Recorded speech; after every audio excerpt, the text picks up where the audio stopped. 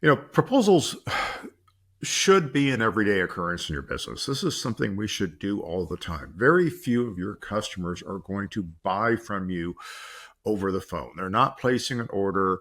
The entire scope and breadth of what you're going to do, the terms and conditions, that's very difficult to convey verbally and with a handshake.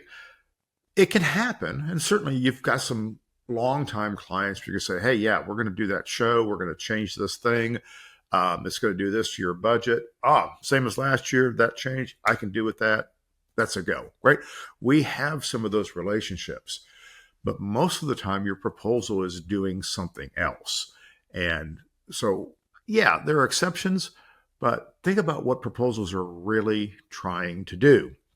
Now, my whole point in talking about this today, and I'll get to it, trust me, I'll get to it, is that I see too many 35-page proposals that have no information in them. They're just lots of pictures that have nothing to do with anything. They're chock full of marketing material, which is not relevant to the project that you're actually working on or trying to work on. The the scope is not clear. There's options everywhere. There's money being left on the table. It's so easy to spot a proposal that has money being left on the table because you can see the fear dripping through it, right? And there's a disconnect very often between client expectations and your deliverables. And if we don't talk about the client expectations in the proposals, the deliverables have no context, and the expectations are purely in the reader's head. And every reader is going to have a different opinion of what your proposal says. So that's why we have to be very thoughtful when we put proposals together. Otherwise, we're creating chaos, especially when we're selling to a committee or a group of people who are going to review it. So fasten your seatbelts. I'm going to give you a crash course in writing proposals that people will actually read. Guess what? Spoiler alert, they don't have everything in them. Welcome to your weekly dose of uncommon sense, helpful insights, and tough love. I'm your host, Tom Stimson. The Intentional Success Podcast comes to you through the generous support of Mertz Crew. Mertz Crew helps top AV companies book quality AV freelancers. Your choice, your rates. We handle contracts, insurance, and payments. You save time, cost, and reduce risk. Start today at mertzcrew.com. Now on to the show. All right. Proposals. We need to write them. They're important. The perfect proposal is I will solve all of your problems. It's going to cost $5,000 and I can have it done by Friday, and I will do it myself personally to make sure it's done correctly. That is the perfect proposal. I don't even have to write that down, though I could grab a scrap of paper and do that. However, getting to that understanding between you and the buyer is difficult, especially when the buyer that you're talking to is not really the decision maker, which is very often the case in our industry. They're an agent for the decision maker or decision makers. God help us, sometimes it's a committee of people that we never have access to that's reviewing our proposal and making a decision about who to hire. And then they make it look like the buyer is the one who made the decision so that they can hide behind that agent. So proposals are trying to do a lot of things, but we can't ask them to do all of the things. So some fundamentals here. Why do buyers want proposals in the first place? Right? Why can't they just place an order, fill out a form on your website? It's simple. Most of the time, they need a comparison against other vendors. They're getting multiple quotes, which is exactly what you would do in their position. So you should expect them to do that. So they're getting something that they can compare. It's their job. The second thing is, it's a checklist so that as you are doing the work, they can go back to the proposal and make sure that you are doing all the things that you said you would do, and they can see that the work is being completed per the proposal. Another thing they're doing is they've got to share information with other stakeholders. So a proposal is a way to take all of your conversations and your discovery and your meetings and your design talks and put that down on paper or metaphorical paper so that they can show it to other people. Many people are getting a proposal from you simply to educate themselves about what things cost. That is probably most of your educated buyers or would-be educated buyers. And the rest of them are simply because they don't know what to do next, and a proposal seems like a likely place to go. Now, I don't know. Most of the time when I'm having a conversation with a consulting prospect, they get to the point where they say, well, I guess, maybe you need to send me a proposal. At which point I often say, well, no, let's don't do that yet. Why don't I make sure that we understand what we're talking about? I'm going to tell you what it's going to cost within a range and see if this is even worth writing a proposal about. Now, that's just me. I don't like writing proposals because I like to write agreements. But sometimes you're in a situation where you don't get to write an agreement. You have to go through the proposal step first. So understand why people are asking for proposals and put some of that in to the document that you're going to work on. Now, that's what that buyer needs. What are proposals also supposed to do? Well, they need to restate the client ask in terms of products and services you will provide. They're asking for outcomes. They're very rarely are they asking for you to, put some cables down the wall and tape them down on each end. No, they're asking you to make this system work. So restate the client ask in terms of products and services and use their language as much as possible. We have to present the price. That's an important part of proposals, to just get that out of the way there. There's got to be some discussion of what this costs. It's got to document any remaining options or decision points, okay? This can also be inclusions and exclusions. In other words, this is included in the proposal, this is not included in the proposal, or things like the buyer is responsible for this, the seller is responsible for that. So we're documenting options or decision points. A proposal must trigger confirmation process. So next steps are very important in proposals. We've got the proposal, I'm looking at it. Now what do I do? And guess what? I'm not going to rush to the last page and sign it, because that is counterintuitive, particularly if I'm looking at a huge document with a lot of information. There's got to be a next step before we get to signing things. So don't ask people to sign too soon. And then a proposal also launches the project. So that project may be going to a next step, which is more discovery or more design or more contemplation, but it does launch something. So a proposal is going to, with a signature, launch a project or some portion of that project. So there's important things that a proposal needs to do. Now, some proposals work too hard. And this is what I see too often, which is why I think this is a big topic right now. If we're creating the ask on behalf of the buyer, the proposal is not the first time the buyer needs to see that. We need to clarify that in discovery. So the ask is something that we can put together. If the buyer's not clear on what they want, we can have some meetings, we can discuss it. I can present them.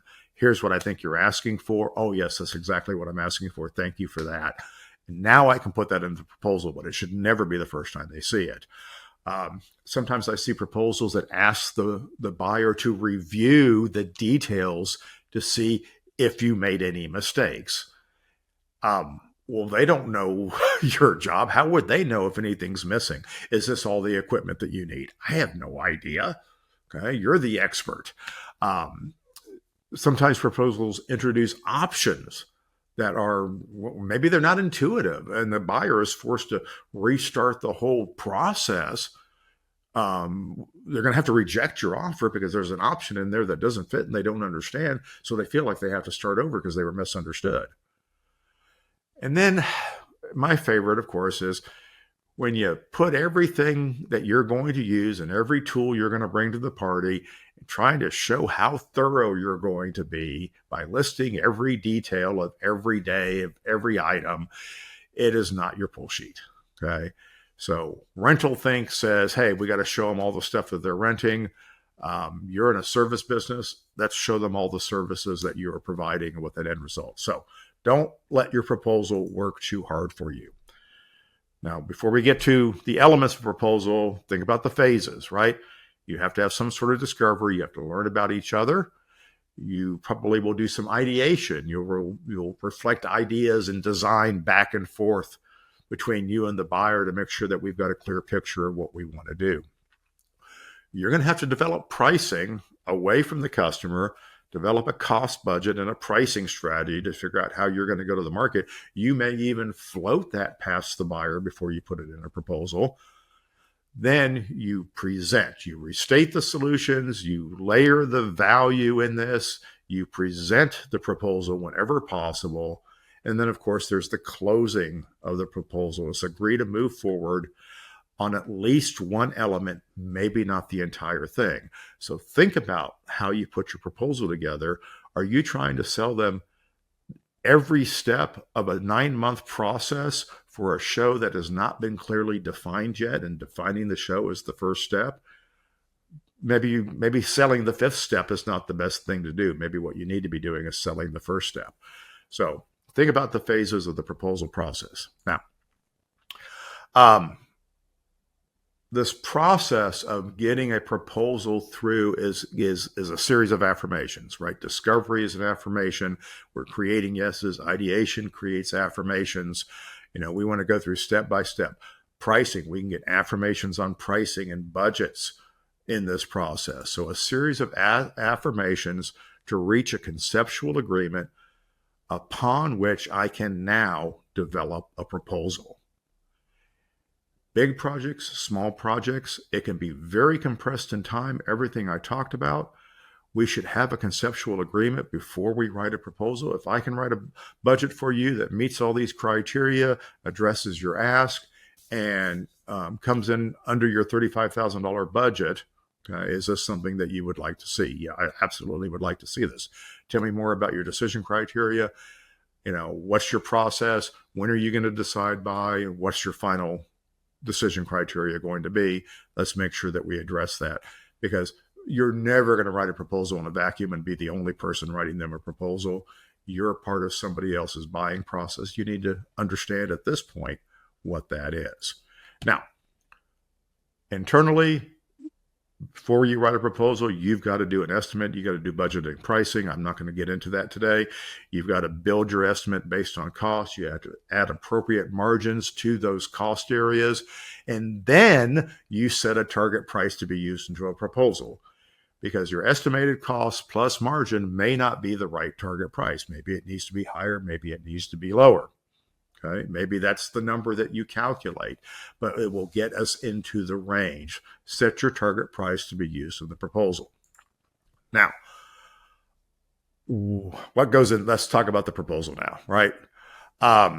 There's techniques in there about layering value and things like that. Let's assume you have a very straightforward single room scope of work, maybe with a little bit of pre-production, but nothing too fancy. There's a basic proposal template. For bigger projects, you take the same basic proposal template and you duplicate it. You add it on. It may be 5 proposals within one. And each element, each section of your major proposal can be a sign-off point, or it could be a launching point to get the project started, while the rest of the pieces continue to develop and evolve until they're ready to be signed off on. So the basic proposal template. You ready? We start off with, dates and deadlines, right? This proposal was prepared by me, is delivered to you on this date. This offer is good until then, unless otherwise stated in the description below, right? Dates and deadlines about the proposal, not about the project. Next steps. You're asking them to do something. Tell them what the next steps are. What is my job as the person holding the proposal in my hand for the first time? I want to review the scope of work, the descriptions, the deliverables, and the budget as soon as possible. If I have questions, requests, modifications, I can submit them no less than 24 hours to the proposal expiration date, in which case I'd be happy to revise it. The expiration date was at the very first paragraph. And if this proposal meets your needs and expectations, please follow the instructions described under confirmation, which we'll get to in a minute. So the next steps is look at this stuff. Let me know if you have any questions. If you're ready to go, sign it. Very, very clear. Now we talk about the project. We're done talking about the proposal. Let's talk about the project. Overview. Describe the ask in customer terms. Okay. Customer is asking for this. They're gathering these people together for this purpose on these dates in this location. Okay. That is the overview. It's one paragraph. It's 150 words or less, right? Very, very simple. This is the client's own words. Well, they already know that. They don't know that you know it. That's why you're putting it in there, to make sure that they know that you know what they are asking for, so that when they show the proposal to somebody else in their team, they also know that you know what they're asking for. Or if there's a disconnect on their end, they immediately know where the disconnect is. So write an overview of the project. Write the scope of work of the things that you're going to do. So describe what is going to be provided, the work performed in customer terms, include specific deadlines or delivery dates where they're applicable. This is where you put your inclusions and your exclusions. So as you're thinking through the scope of work, saying, well, this assumes the client does this, we'll put that in the inclusions. This does not include that, put that in the exclusions. So make sure that all those things are clear. Bullet points are great for this. Use as few words as possible. Okay. Good writing is not a lot of words. Good writing is the least amount of words to convey the idea. Options. If there are options in there, these become miniature scope of work descriptions. So they do fall in the scope of work section. They follow the same format, but they are in addition to the main scope of work. So your main scope of work is everything that goes together that is not negotiable. Okay, all these pieces have to be taken together in that scope. However, we can add these elements to it. They can be added or deleted. Most of your scope of work is baseline. It's like, hey, I got to have audio, video, lighting for an audience of X, and I have to do these. These things aren't negotiable. However, we can record this if you want. However, we can, create a post-event highlight reel if you want. Fourth thing we're going to get into is the budget. You summarize the budget. Summary. Only provide the details in price and quantity that the customer can freely alter. So if you're going to give them something to alter, like the number of wireless microphones, if you're going to give them access to that much detail, don't list the sound system with 8 wireless mics and show them what happens if they make it 10 wireless mics. Better yet, write the proposal to say up to 10 wireless mics and just go on with your day. So budget summaries. I'm pretty much a one price person. Some of you want to show them an equipment price, a labor price, a logistics price, things like that. Think about your audience, make the choice that's appropriate for that. Happy to advise you in that area. But your goal is ultimately to say, here's one price, everything we talked about, and work from that number. And then a summary. So come back and do a summary. So list the title of each major scope of work element or deliverable. The things that are integrated together should be listed as one item, right? List the fee or price for that element or deliverable. Your baseline package is $50,000. The recording option is $5,000. The post-event video is $3,500. Okay, and make the summary. And then the next step is to show them confirmation. Okay, ideally, it's a link to a secure document that you can sign and a payment page, and be sure that that link, by the way, expires when the proposal expires, so they can't take advantage of you. So that's the basic proposal template. Dates and deadlines, next steps, an overview, the scopes of work, options on the scopes of work, the budget for the entire project, and then a summary according to the breakdown of scope of work, finished off with confirmation. Here's how you confirm your event. Present this live, in person, by Zoom, if at all possible, and you're going to have much better results. And somebody's actually going to read this because it reads the way a buyer thinks instead of the way that we want them to think. And that's what gets people to pay attention to your proposal. So that's my 2 cents on proposals. Have fun writing them. Thanks for listening. If you liked this episode of the Intentional Success Podcast, please leave a review and don't forget to like and subscribe. This podcast has been brought to you by the helpful folks at Mertz Crew.